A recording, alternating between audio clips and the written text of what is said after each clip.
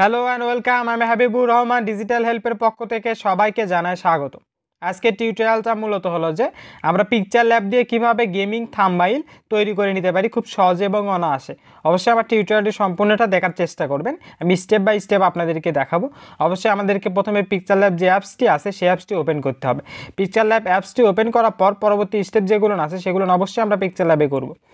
Picture lab open করার পর এখান থেকে যে সাইডে থিয়েটারে একটা ক্লিক দিব। ক্লিক দেওয়ার পর এখান থেকে ইমেজ সাইজ লেখা আছে দেখবেন, জাস্ট সেখানে একটা ক্লিক দিব। ক্লিক দেওয়ার পর এখান থেকে কাস্টম লেখা আছে দেখবেন, জাস্ট সেখানে একটা আমাদেরকে ক্লিক দিতে হবে। ক্লিক দেওয়ার পর এখান থেকে ইউটিউব থাম্বনেইল নামে একটা অপশন আছে, সেখানে একটা ক্লিক দেব। দেওয়ার পরে ওকেতে ক্লিক দিয়ে দেবো। যেহেতু আমরা ইউটিউবের জন্য একটা থাম্বনেইল তৈরি করতেছি, জাস্ট এরকম হওয়ার পরে টেক্সট আমরা কেটে দেবো। দেওয়ার পরে এই প্লাস আইকনে একটা আমাদেরকে ক্লিক দিতে হবে। ক্লিক দেওয়ার পরে আমরা হচ্ছে গ্যালারিতে চলে যাব। জাস্ট আমরা গ্যালারিতে চলে যাব। গ্যালারিতে চলে আসার পরে আমরা যেই গেমের সম্পর্কে হলো যে থাম্বনেইলটা তৈরি করব, সে আমি যদি ফ্রি ফায়ার সম্পর্কে তৈরি করি তাহলে ফ্রি ফায়ারের একটা স্ক্রিনশট আমাদের লাগবে। সেটার একটা স্ক্রিনশট আমার আছে, সেটা এখন আমি সিলেক্ট করব। আর এরই ফাঁকে আপনি আমার ইউটিউব চ্যানেলে যদি নতুন হয়ে থাকেন তাহলে অবশ্যই আমার ইউটিউব চ্যানেলটি সাবস্ক্রাইব করবেন, পাশে থাকা বেল আইকন বাজিয়ে আমার সাথেই থাকবেন নতুন আপডেটের জন্য করে। জাস্ট আমি স্ক্রিনশটটা সিলেক্ট করতেছি। জাস্ট এরকম স্ক্রিনশটটা সিলেক্ট করে একটু ক্রপ করে নেবেন। ক্রপ করে নেওয়ার পরে এটা এখন আমরা এভাবে টেনে ফুল স্ক্রিন করে দেবো। জাস্ট এভাবে আমরা ফুল স্ক্রিন করে দেবো। এটা ইমেজটি সিলেক্ট থাকার অবস্থায় এটা আমরা হলো যে আমাদের থাম্বনেইলের মাঝখানে নিয়ে আসবো এভাবে।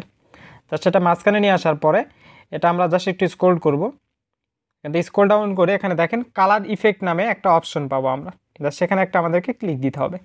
ক্লিক দেওয়ার পরে এখান থেকে আমরা হলো যে আমরা যে ধরনের থাম্বনেইল তৈরি করতে চাচ্ছি সেই ধরনের ইফেক্ট এখান থেকে আমরা হলো যে কম বেশি করে দিয়ে দিব। এটা কম বেশি করে নেবেন, কম বেশি করে নিয়ে যেটা আপনার ভালো লাগবে আপনি কিন্তু সেটা রাখতে পারেন। জাস্ট এটা যে কোনো একটু কম বেশি করে নেবেন, তাহলে কিন্তু একটা সুন্দর ইফেক্ট আলা হলো যে থাম্বনেইল তৈরি হয়ে যাবে। জাস্ট এরকম হয়ে গেলে আমরা হলো যে এটা টিক চিহ্নতে ক্লিক দেবো। টিক চিহ্নতে ক্লিক দেওয়ার পর আমরা এখানে প্লাস আইকনে ক্লিক দিয়ে আমরা হলো যে আর একটা হলো যে নেব, ইমেজ নেব। আমি যে পিএনজিগুলো ব্যবহার করছি এই প্রত্যেকটা পিএনজি লিঙ্ক আমার ভিডিও ডিসক্রিপশনে আমি দিয়ে রাখবো, আপনারা সেখান থেকে কিন্তু ডাউনলোড দিয়ে নিতে পারেন অনায়াসে। জাস্ট এটা নিয়ে আসার পর একটু ছোটো করব। একটু ছোটো করার পরে এটা আমাদেরকে এখন ক্রপ করতে হবে। এটা সিলেক্ট থাকা অবস্থায় তার আগে আমরা হলো যে ইরোজ কালারে গিয়ে এটা জাস্ট ইনেবল করে দেবেন, দিয়ে এই পার্সেন্টেজটা একটু বাড়াই দেবেন। বাড়াই দেওয়ার পরে এখানে স্ক্রল ডাউন করবেন, করার পরে এখানে ক্রপ আছে দেখবেন, এটা 3 ভাগের 1 ভাগ করে নেবেন। এভাবে 4 ভাগের 1 ভাগ করে নেবেন। 4 ভাগের 1 ভাগ করে নেওয়ার পরে এটা একটু রোটেট করবেন। এভাবে রোটেট করার পরে এখানে নিচে দিয়ে দিতে পারেন। দিয়ে দেওয়ার পরে যেহেতু আমাদের এই সাইডে যে কালারটি আছে ওই কালারটি এখান থেকে ম্যাচিং করব। জাস্ট কালার ইফেক্টে গিয়ে আমরা এটা এখান থেকে কম বেশি করে ম্যাচিং করে দেবো। জাস্ট এভাবে ম্যাচিং করে নেবেন। নেওয়ার পর টিক চিহ্নতে ক্লিক দিই এটা একটা কপি করে নেবেন। এটা একটা কপি করে নেওয়ার পরে এভাবে আবার রোটেট করে নেবেন। জাস্ট এটা রোটেট করে নেওয়ার পরে এটা উপরে দেবেন। উপরে দেওয়ার পরে এটা কালার ইফেক্টে আবার যাবেন। কালার ইফেক্টে গিয়ে এটা আবার কম বেশি করে নিয়ে এটা অ্যাডজাস্ট করে নেবেন। জাস্ট এটা হয়ে যাওয়ার পরে প্লাস আইকনে ক্লিক দিব। দেওয়ার পর এখন আমরা টেক্সট নিব, যে টেক্সটগুলো আমরা এখানে লিখতে চাচ্ছি। এবার আপনি যেটা লিখবেন আপনার থাম্বনেইলে আপনি এখন সেটা লিখতে পারেন। আমি যদি ওয়ান ট্যাপ হেডশট যদি লিখি, এটা আমি এই থাম্বনেইলের জন্য করে লিখতেছি আর কি। আপনাদের থিম অনুযায়ী আপনার যে থিম সেই থিম অনুযায়ী কিন্তু লিখবেন। যা সেটা লেখার পরে এখানে ফ্রন্টে যাব। ফ্রন্টে যাওয়ার পরে মাই ফ্রন্টে যাব। মাই ফ্রন্টে যাওয়ার পরে আর এই ফ্রন্টটাও আমার ভিডিও ডিসক্রিপশনে আমি লিঙ্ক দিয়ে রাখবো, সেখানে যাবেন। যাওয়ার পরে এটা কিন্তু ডাউনলোড দিয়ে নিতে পারেন। আর পিকচার ল্যাবে কীভাবে ফ্রন্ট অ্যাড দিতে হয় এ সম্পর্কে একটা টিউটোরিয়াল আছে আমার ইউটিউব চ্যানেলে, অথবা আমার ভিডিওর আই বাটনে যদি ক্লিক দেন তাহলে কিন্তু ভিডিওটি চলে আসবে। তা সেরকম হয়ে যাওয়ার পরে একটু রোটেট করে নেব। আমরা একটু সাইজটা বড় করে নিয়ে একটু রোটেট করে নেবো এভাবে। জাস্ট রোটেট করে নেওয়ার পরে এখান থেকে কালারে যাব।